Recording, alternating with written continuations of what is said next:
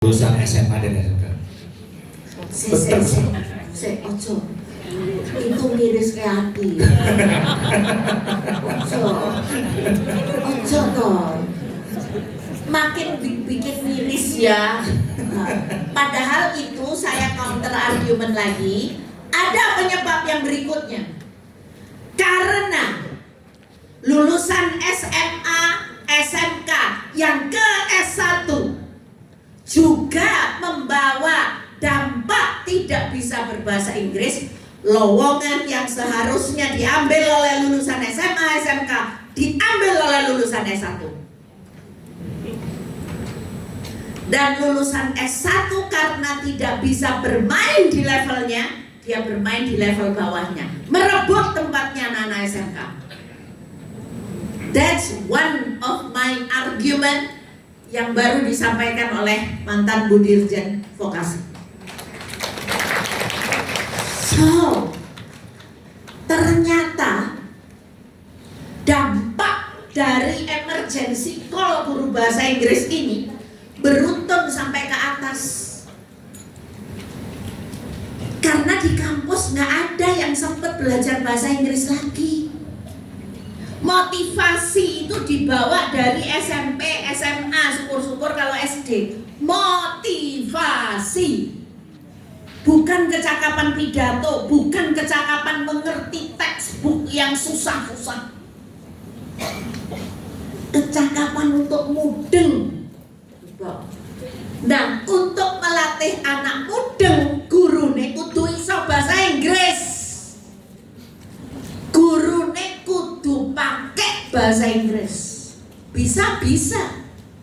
Tapi saya pernah presentasi tahun 2000, tahun zaman bahala 2010 apa 2011, bahwa kemampuan bahasa Inggris guru bahasa Inggris makin menurun. Karena ketika di kelas hendak ngajar bahasa Inggris, melainkan mengajar tentang bahasa Inggris. It's proven.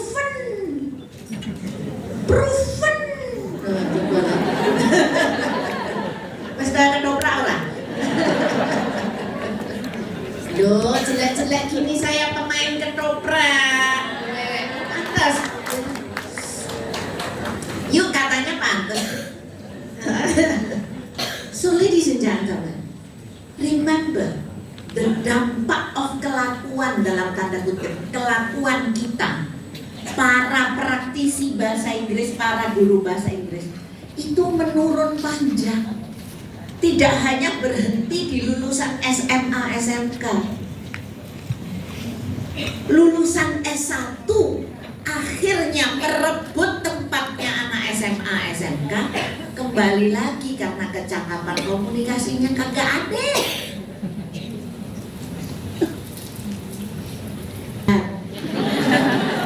Yang non muslim sudah petobatan juga.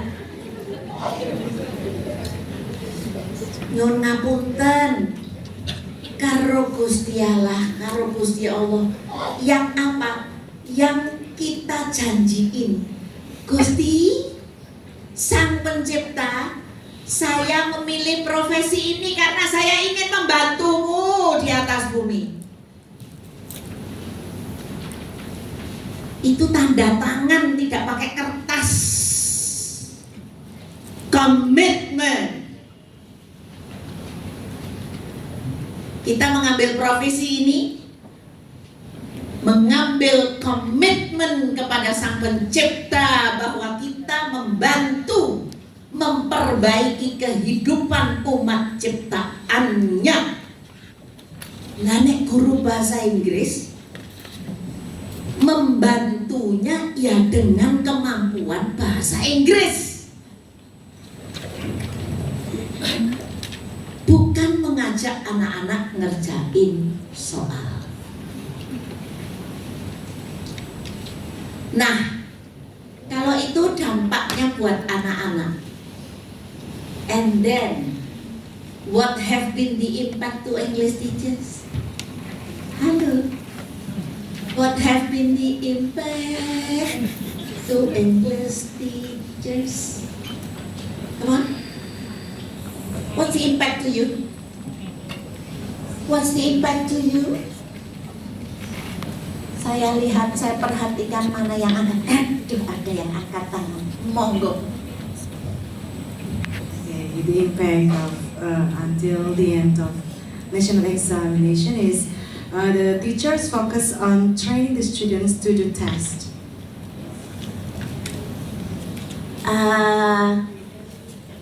Coba kalau setuju angkat tangan. Loh, nggak setuju? Ibu tadi bilang the impact adalah teachers focus on helping the students to do test, preparing the students to do test. Setuju banget? Oh, enggak setuju? Ada yang geleng-geleng kepala.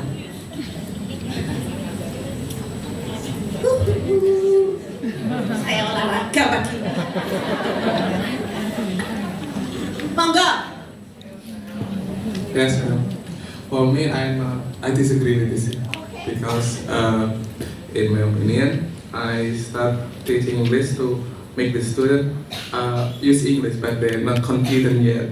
They try to solve the problem like a test, like a text. We have a question and answer, but I mix it with the how to use English well as well. Okay, so you mix it. Right, I think that's partly what is into the paradigm, the impact into your paradigm. Still looking for tests, right? Still, yes, a question and answer. Kalau reading itu harus ada bacaan di atasnya, kemudian di bawahnya, please answer the questions below.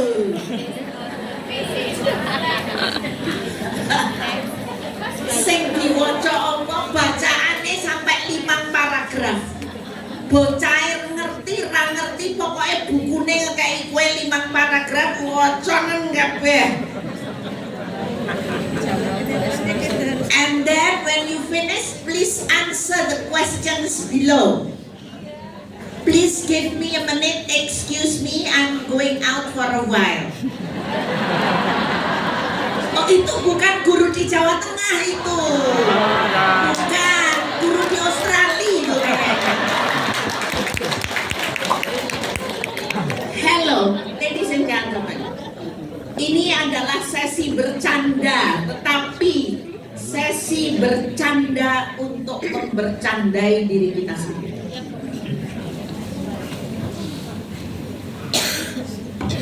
Boleh lanjut Pak Aan? Oh boleh. Kayaknya saya getting sumukan sumu.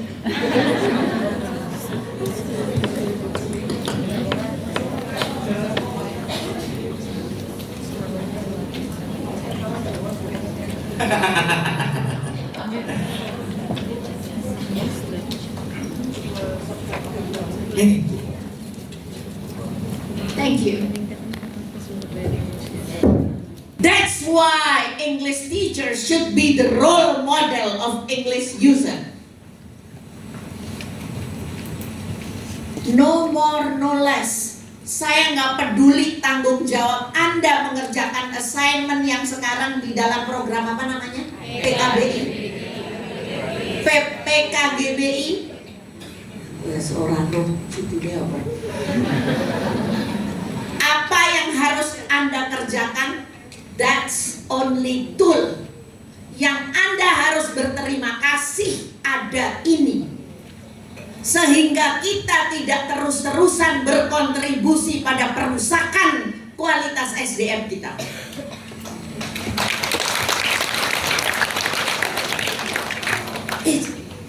Saya bukan politisi ya, saya pendidik. Saya nggak butuh dukungan Anda.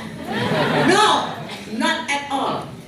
Yang perlu kita dukung adalah anak-anak. Dan apalagi ketika bicara SMK. Yang ke SMK anak-anak dari keluarga marginal. Yang kepingin dapat kerjaan. Saya kadang-kadang menangis ketika ada anak bekerja seadanya. Saya tanya, kamu lulusan dari mana? dari SMK, Bu. Kok kamu kerja di sini? Ya, Bu, karena pekerjaan yang saya harus lamar, saya harus terampil ini, saya harus terampil ini, dan saya tidak punya keterampilan itu. Saya meskipun tidak di dalam kelas sekarang, saya merasa ikut nyumbang terhadap kegagalan anak itu. Dan makanya saya mengajak seluruh guru bahasa Inggris di seluruh Indonesia untuk berpikir sama, bahwa kita sedang membekali anak-anak untuk hidup, bukan meluluskan mereka dari sekolah, bukan sekedar memberikan nilai. In English, when you give nilai, when you give angka to the students, what are those angka means? What do they mean to them? It's only a piece of angka. Kemudian anak-anak tahu, oh kalau saya ngelamar di sana saya harus membawa sertifikat TOEIC. Beli aja sertifikat TOEIC. Bisa beli TOEIC, tapi hanya untuk mendaftar pekerjaan. Maaf kalau saya nyebut merek, karena di dunia kerja itu yang dipakai. Ketika mereka mendaftar, iya, lulus seleksi administrasi. Tapi ya perusahaan orang bodoh toh ya. Karena sudah tahu, karena ada kebutuhan anak-anak butuh sertifikat, ya yang calo-calo penjual sertifikat ya banyak. Ya hukum pasar lah. Ada kebutuhan, pasti ada supply. Ada demand, ada supply. So ladies and gentlemen, kita kayak sedikit ya, kayak cuman saya cuman guru bahasa Inggris. Excuse me, bukan cuman. Berpengaruh terhadap pemberian kesempatan anak-anak untuk berpartisipasi memperbaiki hidupnya. Dan yang lebih miris lagi, ketika guru bahasa Inggris di sekolah-sekolah yang dianggap marginal, tidak serius karena menyalahkan anak-anak. Repot karena anak-anak di sekolah saya itu anak-anak dari keluarga yang ya begitulah tingkat sosialnya, susah kalau diajar bahasa Inggris. Guru bahasa Inggris ngomong kayak begitu, itu adalah agen diskriminasi. Kenapa? Memberi kesempatan pembukaan gap sosial. Iya tak? Nah, jadi Bapak Ibu, saya mengajak kita berpikir. Terserah nanti sesudah ikut apa itu PKGBI, mau ngerjain nggak ngerjain, it's your business. But remember, the impact of what you do is so big. Yes, saya undang respon 1, 2, 3, 4. Aan tolong di belakang ada yang mau respon, silakan. Suaranya bisa saya dengar. 2, ya Ibu yang di belakang sendiri, silakan. Okay. Good morning, Ibu. Good morning. I'm one of those lucky teachers who have met you. Oh. So I've met you in Semarang in like 2010 or 2013, Oh. and we have this time doing test with Stanford. Sorry, test. Okay. At that time, you also told us English teachers to you said just like exactly like today, and ever since I also reflect on myself, and it happens that I also teach at SMK, and this is also the marginal class, and ever since I also changed my way of teaching. So I feel like, I don't know, it's a bit, I know. I'm so lucky that I've met you at that time. So ever since I improved myself, and some of my students, they also get better in their life by English. Good. And one of them, I still remember her name. It's Sulistiana. She's a student of multimedia. She graduated at 2014, and one day when I was at the airport, we met, and then she told me that, "Ma'am, thank you." She was from low-class family. She never ate steak, even the cheap steak kinds. And then, because of English at that time, I motivate her. I teach my students always in 4 skills: listening, speaking, reading, and writing. And most of the time, I support them to speak English with Japanese accent. No problem. Yeah. And then she get this confidence to apply to university. And because of the economic situation, she only studied at D3 English. And few years later, she's now working in Bea Cukai, Jakarta. Thank you, Ibu. And so I want to say thank you, Bu Ijo. What you've done, I think, will impact many lives. Yes, Many lives. And also, and I hope your testimony will help all English teachers in Central Java, especially because, as she mentioned, she met me in early 2010. So that's more than 10 years ago. This is what I always voice since long time ago. Not only because of this project. This project is just a bless for Indonesia. Bless. It's blessings from God, really. Thank you so much, Ibu. Yes, another one. Ibu, yes. Check. Hello, Bu Ijo. Hello. I am your biggest fan. Oh, thank you so much. Glad to know that finally I could meet you In person. in person. So I guess that this is another blessing instead of PKGBI. Let me introduce myself. My name is Sri Handayani. I am from SMB IT Hidayah Klaten. So it's a quite a small town between Jogja and Solo. So, but I'm glad that as what we have said at the previous talk, that it doesn't matter in what kind of background of your family condition. I felt that. I used to felt that my parents had no money to send me to an English course, but I do believe that I can improve myself. So after graduating from my nursing school, I worked as a dishwasher in Jakarta for 7 years. And another blessing in my life is that I find a grammar book, Betty S. Azhar. I finished that. I finished all the books.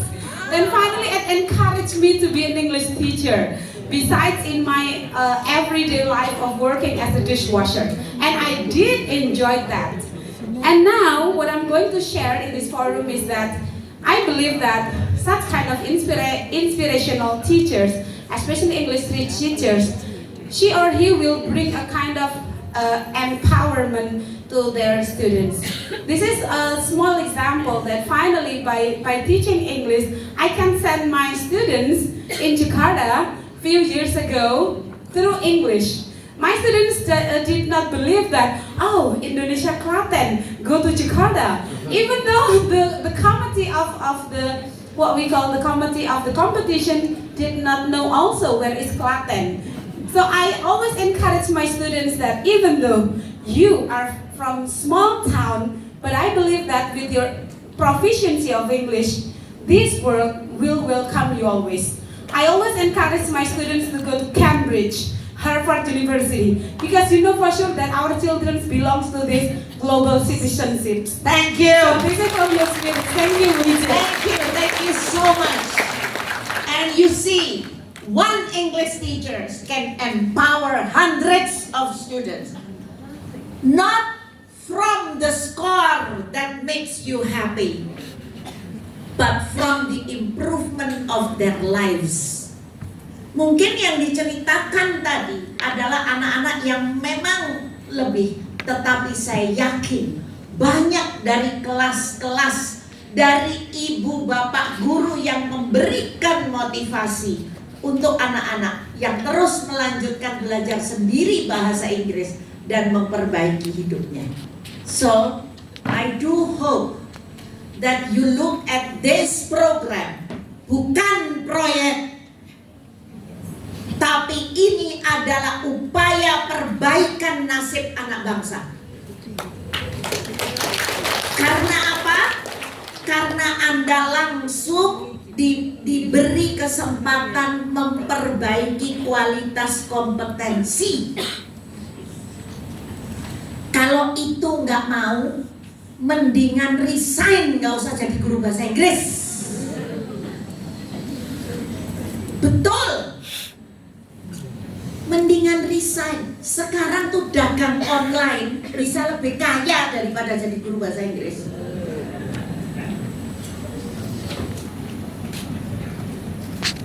So now this is on your hand. What you are going to do, it's all up to you. Nanti nggak ada yang ngawasin kok, nggak tahu kok kalau saya cheating nggak tahu. Ya cheating kok. Cheating kok. Ya dong. Nek arep cheating lah. Dan Anda pelan-pelan membunuh nasibnya orang lain. Tapi ngaku jadi guru. Musang berbulu ayam. Dari dulu tanya sama ibu yang ketemu saya tahun 2010 itu, saya tetap ngomongnya kayak begini. Loh, kalau punya sama pasti sudah pernah ketemu. Right. What at least, saya tidak perlu jawaban ini. Jawab sendiri. Note yourself. You all have paper. Please write at least 3 main challenges in changing the mindset of you when the focus is not preparing students for exam. Right. Take your time to internalize. Apa yang menjadi tantangan saya untuk mengubah mindset saya ketika tidak ada exam? Please write down for yourself. Kontemplasi judulnya. Tulis.